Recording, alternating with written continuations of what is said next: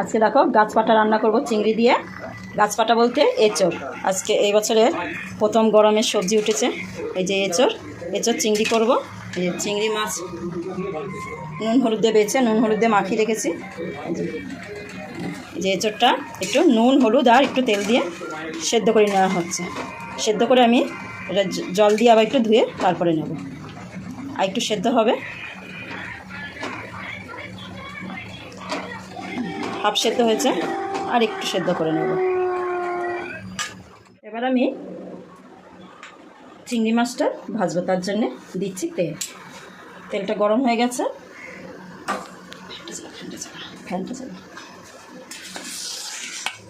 এবার এই যে চিংড়ি মাছগুলো আমি ভেজে নেব।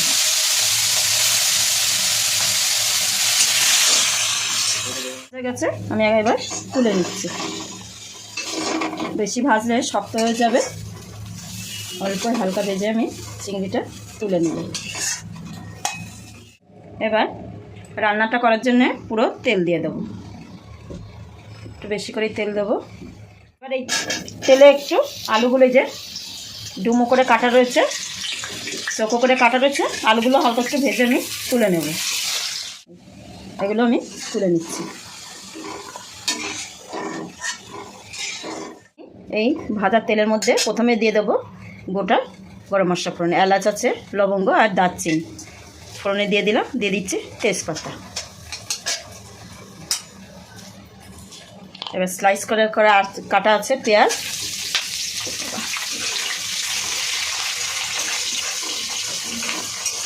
কি করা যায়,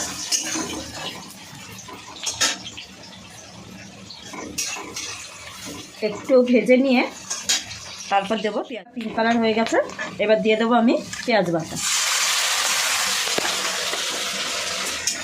পেঁয়াজ বাটাটা দিলাম, এটা একটু তরকারিটাকে ঘন করবে। এবার পেঁয়াজটা একটু নাড়িয়ে নেব, মিশিয়ে নেব পেঁয়াজ বাটাটা।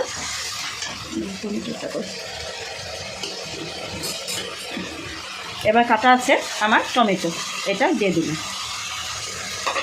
এবার ভালো করে একটু হালকা একটু পেঁয়াজটা একটু ভেজে নেব। দাঁড়িয়ে দেখুন, দাঁড়িয়ে আমার দেখুন পেঁয়াজটাও ভাজা হয়ে গেছে অনেকটাই, টমেটো পেঁয়াজটা ভাজা গেছে। এবার দিচ্ছি আমি আদা রসুন আর কাঁচা লঙ্কা একসঙ্গে বাটা, সেটা দিয়ে দেব। ভালো করে কষিয়ে নেব, একটু কাঁচা গন্ধ যাওয়া পর্যন্ত আমি এটাকে একটু কষিয়ে নেব। দেখুন মশলা দিয়ে আমার তেল ছেড়ে গেছে। এবার দিচ্ছি আমি নুন, পরিমাণ মতন নুন দেব।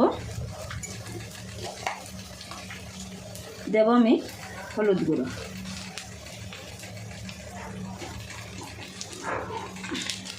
এরপর দিয়ে দিচ্ছি কালারের জন্য একটু কাশ্মীরি মির্চ।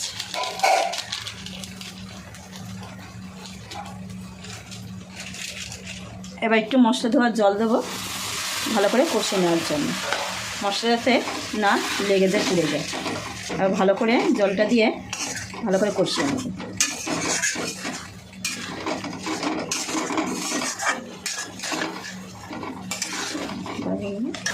এবার দিয়ে দিচ্ছি আমি একটু চিনিটা দিলে এখন মশলাটা কষা হবে, কালারটাও আসবে আর মিষ্টিটাও ধরে যাবে।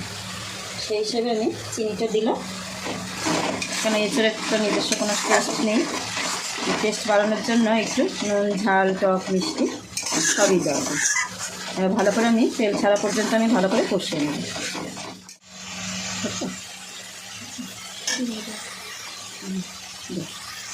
আমি থেকে টমেটোর দানাতে দেখুন আমার মশলাটা কষে গেছে, দেখুন তেল ছেড়ে গেছে। এই টমেটোগুলো এবার একটু ভেঙে ভেঙে দেবো।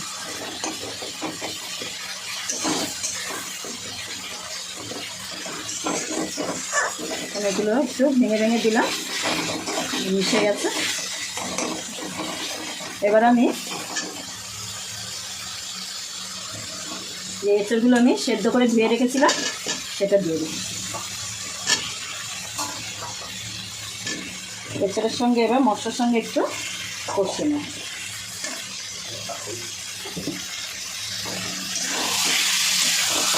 এঁচড় আর মশলা দিয়ে একসঙ্গে ভালো করে একটু এবার কষিয়ে নিচ্ছি।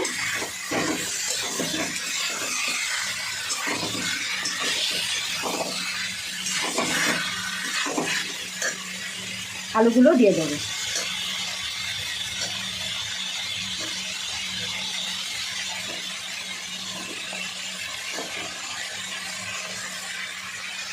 আলুগুলো দিয়ে আর এঁচড়টা দিয়ে একসঙ্গে ভালো করে এবার কষতে নেব। তাহলে তেল মশলাগুলো এঁচড়ের মধ্যে আর আলুর মধ্যে ঢুকলে টেস্টটা ভালো হবে। কষা হয়ে গেছে, তেল ছেড়ে গেছে। এবার আমি দিয়ে দেবো জল, ভালো সেন্ট থেকে দিচ্ছি। এবার আমি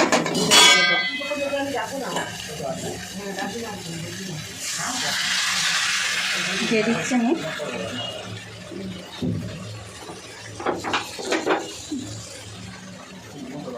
পরিমাণ মতো জল দিয়ে দেবো, একটু ঝোলের সঙ্গে ফুটবে।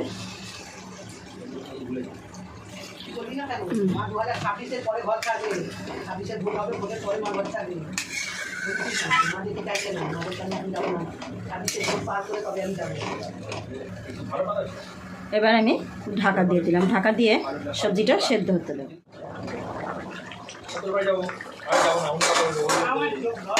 এবার আমি চিংড়িটা দিয়ে দেবো।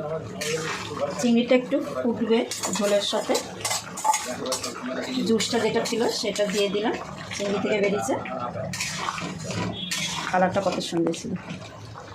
এই দেখুন হয়ে গেছে সেদ্ধ। আলুটাও দেখুন সেদ্ধ হয়ে গেছে, আর হয়ে গেছে। আর একটু ঝোল কমবে, এইটা আর একটু ঢাকা দিয়ে রাখবো কিছুক্ষণ, তাহলে আমার রেডি হয়ে যাবে। আসলাম, সে দেখুন আমার এটা রেডি হয়ে গেছে। এবার আমি একটু গরম মশলা গুঁড়ো দিয়ে দেবো।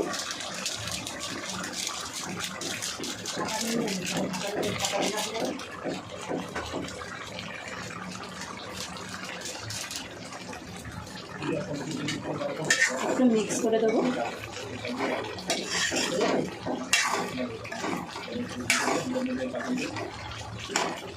এইটুকু ঝোল থাকবে, একটু টেনে নেবে।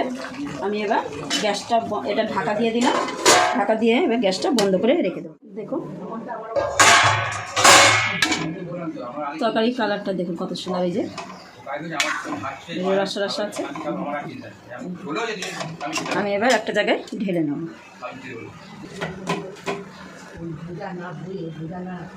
এবার একটা কাঁচা পাকা লঙ্কা আমি দিয়ে দিলাম। দেখুন কত সুন্দর লাগছে আমার এঁচড় চিংড়িটা। এই বছরের নতুন গাছ পাটার চিংড়ি রেডি হয়ে গেল। ভালো লাগলে লাইক শেয়ার করবেন, কমেন্ট করে জানাবেন, সাবস্ক্রাইব করতে ভুলবেন না। আর পেজটা ফলো করে দেবেন, আর পেজ ফলো করে সাবস্ক্রাইব করে আমার পাশে থাকবেন। Thank you.